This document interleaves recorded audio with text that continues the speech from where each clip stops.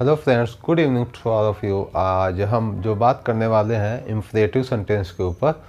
तो एक्चुअली में imperative sentence क्या होता है, तो बेसिकली एक मतलब जो छोटे सेंटेंसेज होता है जिस पे मतलब एक तरह का सब्जेक्ट ढूंढने में थोड़ा सा प्रॉब्लम होती है, उसी को इम्परेटिव सेंटेंस बोलते हैं। ठीक है, तो इम्परेटिव सेंटेंस बेसिकली जैसे अगर मैंने बोला एकदम बिल्कुल ईजी अगर लिया जाए तो जैसे दरवाज़ा दरवाज़ा खोलो। ठीक है, दरवाज़ा खोलो इस टाइप के सेंटेंस से तो पहले क्या होगा, जो लास्ट में होगा जैसे खोलो, तो खोलना क्या होता है, ओपन, ओपन द डोर। बात समझ में आया कि नहीं आया?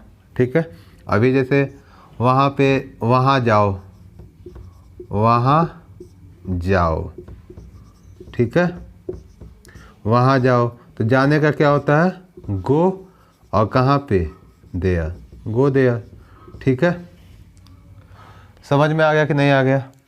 जैसे खाना खा लो, इट फूड, खाना खा लो। ठीक है, तो पहले खाने का क्या होता है, इट द फूड। ठीक है, बात समझ में आ गया? द भी लगा सकते हैं और इट फूड होगा, इट फूड।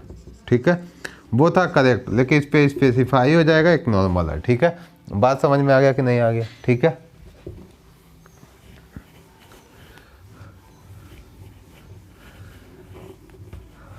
अभी इसी में अगर मैंने बोला कि अगर मान लो दरवाज़ा मत खोलो, दरवाज़ा मत खोलो, इस टाइप का सेंटेंस क्या होगा, तो जैसे डू नॉट, या फिर ऐसे सीधे कह सकते हो don't, don't open the door, do not open the door.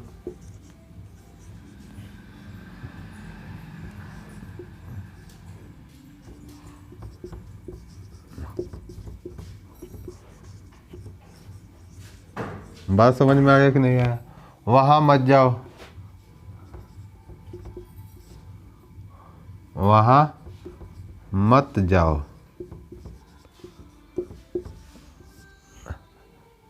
तो डी ओ एन यहाँ पे टी। ठीक, बात समझ में आ गया कि नहीं आ गया?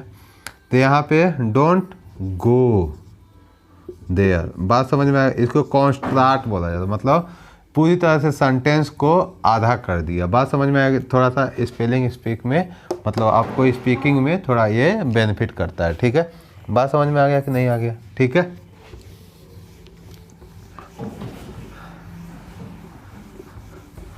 अब जैसे अगर मैंने बोला कि आपने जैसे देखा होगा कि भाई बिस्तर लगा दो, बिस्तर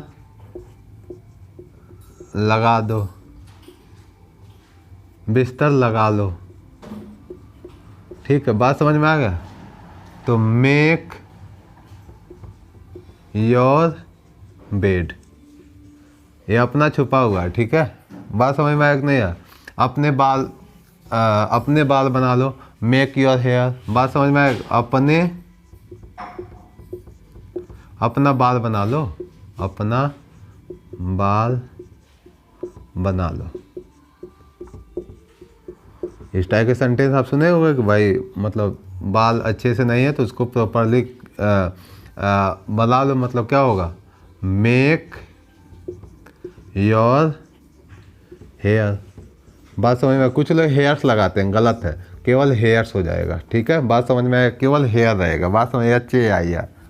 बात समझ में आया कि नहीं आया? ठीक है, ये HERE हेयर नहीं है, इस बात का ध्यान रहे। तो HAIR हेयर मतलब बाल होता है। बात समझ में आ गया कि नहीं आ गया? चलिए, अब ये सब जो सेंटेंसेज है ये आपकी जो इंग्लिश को पूरी तरह इन्हेंस कर देता है। इन्हेंस मतलब ये हो गया कि आपको इंग्लिश को समझने में थोड़ा सा काफ़ी हेल्प करता है। समझ में आ गया? जैसे अगर मैंने बोला कि आम का छिलका उतार दो, जैसे आम का छिलका छिलका उतार दो, उतार दो। तो क्या हो जाएगा? छिलका उतारना है, remove, remove the peels of mango, remove the peels of mango. बात समझ में आ गया कि नहीं आ गया? ठीक है। संतरे का छिलका उतार दो,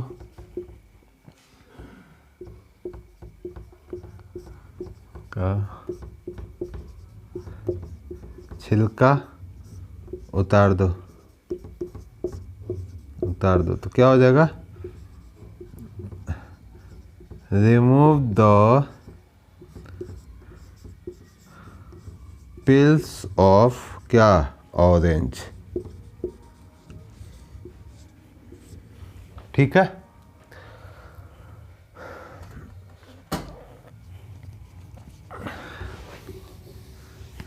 इस टाइप के आपको सेंटेंस आप थोड़ा से आप डेली लाइफ में आप ज़रूर यूज करते हो। ठीक है। तो यहाँ तक हमने क्या इम्परेटिव के बारे में हमने आज थोड़ा सा डिस्कस किया। अब इम्परेटिव बेसिकली होता है कि एकदम बिल्कुल जो छोटे सेंटेंसेज होता है। ठीक है। और यहाँ पे जो आपके जो सेंटेंसेज होता है पूरी तरह से आपके इंग्लिश एकदम बिल्कुल समझने में हेल्प करता है। ठीक है। इंग्लिश समझना मतलब एक तरह का देख लिया जाए तो दिखता तो बहुत आसान है सेंटेंस, लेकिन अगर आप कभी भी आप जब बोलने जाते हो, आप सेंटेंसेज बनाते हो, तो वहाँ पे सुनते हो भाई ये मतलब यार अभी तक मैंने सुना था लास्ट में सकता है, सकती है, लास्ट में सकता था, सकती थी, या फिर प्रेजेंट इंडेफिनिट टेंस हो गया, पास्ट कंटिन्यूअस हो गया, पास्ट परफेक्ट हो गया, लेकिन इस टाइप तो हमने कभी सुना नहीं था। तब कैसे होगा? यहाँ पे फिर कैसे बात होगा? ठीक है। तो इस टाइप के जो ये मतलब बिल्कुल छोटे, ये कहा जाता है कि छोटी मगर बहुत ज़्यादा मोटी बातें। ठीक है। तो इंग्लिश जो है हर किसी को मतलब हर कोई अच्छे से समझ सकता है, सीख सकता है। आपको रिक्वायरमेंट क्या है? आपके सीधे अच्छे से कि आपको प्रैक्टिस बहुत अच्छे से होनी चाहिए।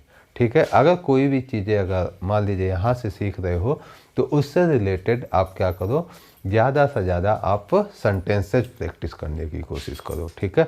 जितना हो सके उतना ज़्यादा आप सेंटेंसेज को अगर आप अगर वो प्रैक्टिस करोगे तो आपको इंग्लिश स्पीकिंग में आपको किसी भी प्रकार का कोई दिक्कत नहीं होगा। ठीक है। इंग्लिश एक ऐसा लैंग्वेज है कि आपको किसी भी प्रकार का कभी भी, ठीक है, कोई दिक्कत नहीं करेगा। अगर आप मान लीजिए सपोज कीजिए कि अगर आप कोई भी कंपनी में अगर आप जाते हो, अगर suppose that you are graduate, you are post graduate और you are MBA, doesn't matter, अगर आपके पास इंग्लिश है, ठीक है, तो आपको एक अच्छे MNC में अपॉर्चुनिटी मिल जाएगी। और अगर आपके पास इंग्लिश नहीं है तो आप चाहे भले ही MBA किए हो, आप पोस्ट ग्रेजुएट किए हो, कुछ भी किए हो, आपको जॉब लेने में थोड़ा सा प्रॉब्लम आती है। ठीक है।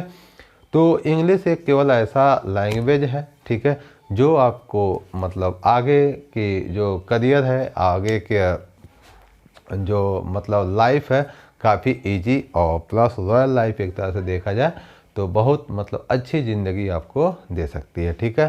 सपोज जैसे अगर मान लीजिए आपको अगर फॉरेन जाना है, अब हर कोई जैसे दुबई में जा सकते हो, सऊदी अरबिया में जा सकते हो, तो वहाँ पे बेसिकली होता है कि दुबई और सऊदी अरबिया इस टाइप के जो कंट्री है, वहाँ पे मतलब ज़्यादातर देखा जाए तो कुछ लोग अनप्रोफेशनल, जैसे सऊदी अरबिया में मतलब अनप्रोफेशनल जाते हैं, मतलब देखा जाए तो वहाँ पे मज़दूरों की ज़्यादा मतलब रिक्वायरमेंट है। और जैसे दुबई है तो दुबई में पढ़े लिखे लोग भी जाते हैं। ठीक है। दोनों तरह के जाते हैं। ठीक है। मजदूर भी जाते हैं, लेकिन दुबई में एक तरह का देखा जाए तो वहाँ पे इंग्लिश भी रिक्वायरमेंट होती है। बात समझ में? अगर वहाँ पे अगर इंग्लिश अगर आपके पास नहीं है, ठीक है, तो आप वहाँ पे आपके लिए अपॉर्चुनिटी थोड़ा सा कम ही होगा। ठीक है। तो आप इंग्लिश को जितना हो सके इन्हेंस करो, प्रैक्टिस करो, डेली प्रैक्टिस करो, ठीक है। तो हमेशा सही डायरेक्शन में करो। तो हमेशा practice make a man perfect, but I said that कि मैं कहता हूँ perfect practice make an man perfect. हमेशा सही प्रैक्टिस ही आपको परफेक्ट बनाता है, इस बात का हमेशा ध्यान रहे। क्योंकि अगर आपको दिल्ली जाना है तो दिल्ली वाले ट्रेन में ही आपको बैठना पड़ेगा। ये नहीं कि आप किसी भी ट्रेन में बैठ जा रहे हो तो आप दिल्ली पहुंच जाओगे, ये आप पूरी तरह इधर उधर भटकते रह जाओगे, ठीक है। तो आपको इंग्लिश सीखनी है तो हर एक चीज़ प्रॉपरली और सही डायरेक्शन में एक एक चीज़ को अगर फॉलो करते हो तभी इंग्लिश को सीख पाओगे, अदरवाइज आपको काफ़ी प्रॉब्लम हो सकता है। तो थैंक यू सो मच, आपने मेरे वीडियो को यहाँ तक वॉच किया। बाकी हम अगले वीडियो में थोड़े से कॉम्प्लिकेटेड सेंटेंस के ऊपर हम बात करेंगे। कॉम्प्लिकेटेड सेंटेंस वो जैसा भी होगा वो आगे थोड़ा सा आपको हेल्प कर, जैसे मुझे यह काम करने में दिक्कत होती है, उसे खाने का शौक़ है, इस टाइप के सेंटेंस कैसे होगा। तो अब आप जो है यहाँ पे आप पहुँच चुके होगे, ठीक है। तो थैंक यू सो मच। बाकी हम अगले वीडियो में फिर से हम बात करते हैं।